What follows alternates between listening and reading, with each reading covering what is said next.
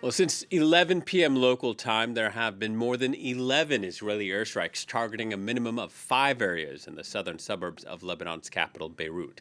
The attacks came hours after Israel's military ordered the entire population of the area, more than 500,000 people, to evacuate immediately.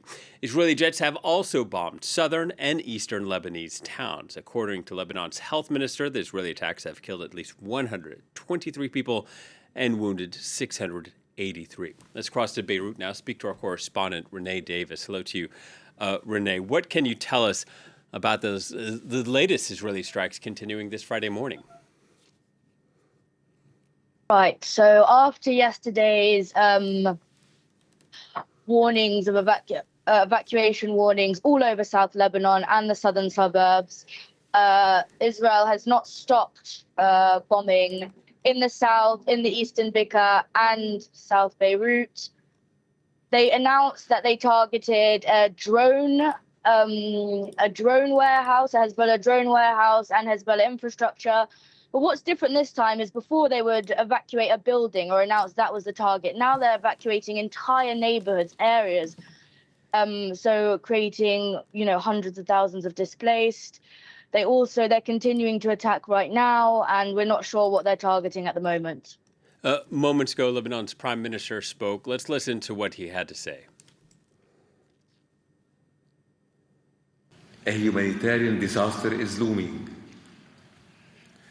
Our government has relentlessly worked on alleviating the burdens of displacement.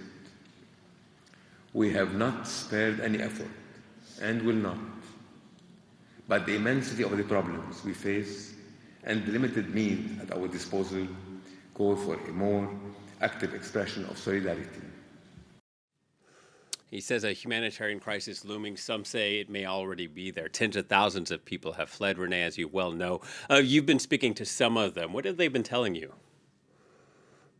Yeah, I think the sentiment on the ground is, from whom I've spoken to, people are just really unsure. It's creating a huge divide in the country.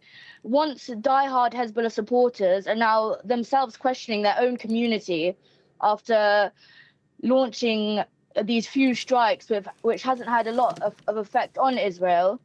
And then they're paying for it, but civilians are paying for this. And the displacement has been so brutal that here where I am in a Christian neighborhood, many have opened their doors to help the displaced.